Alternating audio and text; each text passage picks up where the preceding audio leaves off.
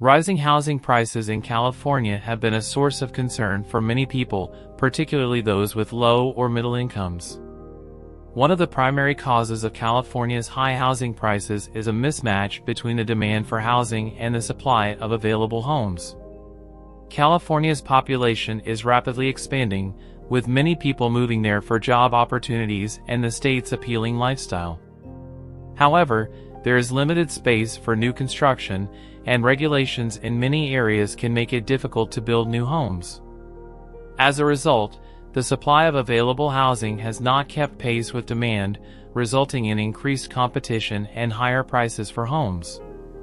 So, in today's video, let's take a look into the unsustainable property market. California's economy to grow exponentially in the mid-20th century.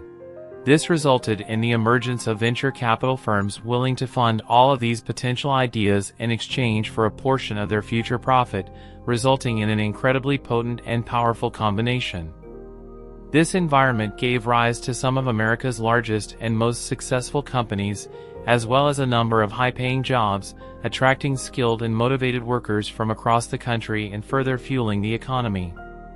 However, something started to change in the middle of the 1970s, and while it didn't seem like a big deal at first, it turned out to be the first nail in the coffin of the California dream.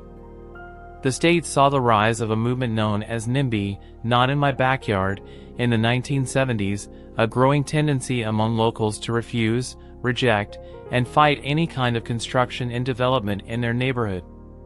This resulted in the implementation of very strict regulations governing the types of real estate that could be built in certain areas, thereby limiting the supply of available construction space. NIMBY refers to the phenomenon of local residents opposing new development or construction projects in their neighborhoods, often on the grounds of concerns over environmental impact, traffic, noise, or changes to the character of the area. The Not in My Backyard NIMBY movement gained traction in California in the 1970s as people became more aware of the potential consequences of uncontrolled development on their quality of life and the environment. The movement was a response to the rapid urbanization and development that had been taking place in the state since the mid-20th century.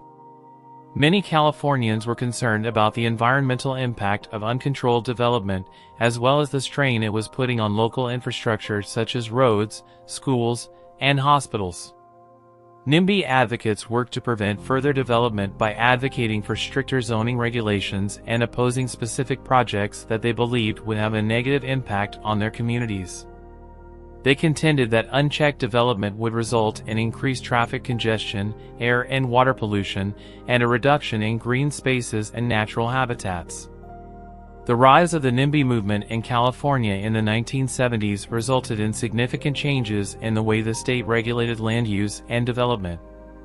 Concerns about the potential negative effects of uncontrolled development on local communities and the environment prompted the implementation of stringent regulations aimed at slowing and limiting the scale of new construction.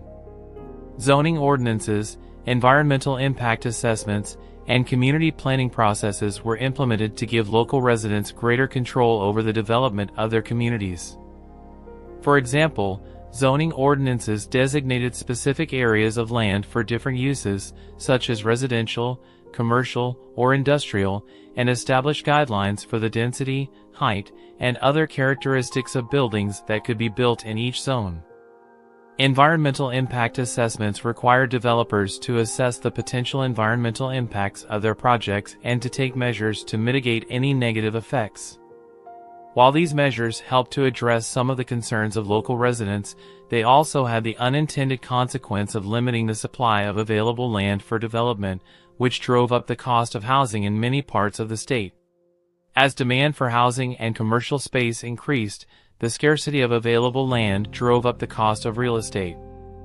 This made it increasingly difficult for middle-class families to buy homes, as well as for businesses to establish or expand in the state.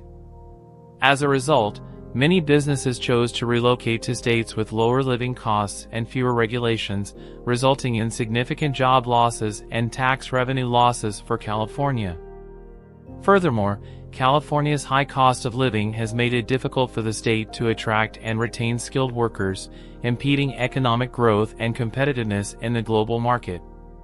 Despite efforts to address the issue, such as the recent passage of legislation to increase affordable housing, California's housing crisis and the negative economic impact of the NIMBY movement remain ongoing challenges. The impact of NIMBY regulations on the California housing market cannot be overstated. The cost of housing has continued to rise as a result of limited supply and high demand, making it increasingly difficult for many people to afford to live in the state. With tens of thousands of people living on the streets or in temporary shelters, homelessness has become a major issue. Despite the implementation of affordable housing initiatives and other measures to address the issue, the state continues to face difficulties. The NIMBY movement has significant political consequences. Local residents have been able to exert significant influence over elected officials' decisions by organizing and mobilizing to oppose development projects. This has created a culture of political activism and grassroots organizing in California that has had a lasting impact on the state's political landscape. Environmental protection, social justice, and economic equity have become central issues in the state's political discourse, and activists continue to work to shape state and local government policies and priorities. While the NIMBY movement was initially focused on protecting local communities from the negative effects of development, its legacy has been much broader, shaping California's economic, social, and political landscape in a variety of ways. Finally, I can say that the state government of California has recognized the housing crisis and is taking steps to address it. California, for example, passed a slew of laws in 2019 aimed at increasing housing production and lowering regulatory barriers to development. Furthermore, the state has set aside billions of dollars for affordable housing and homelessness prevention initiatives. However, repairing the housing market is a complicated issue involving a number of factors such as zoning laws, construction costs, and access to financing. To make significant progress towards a more affordable and accessible housing market in California, it may take time and ongoing efforts from the government, private sector, and community organizations. And with that, I will end the video. This is Visionomics, signing out.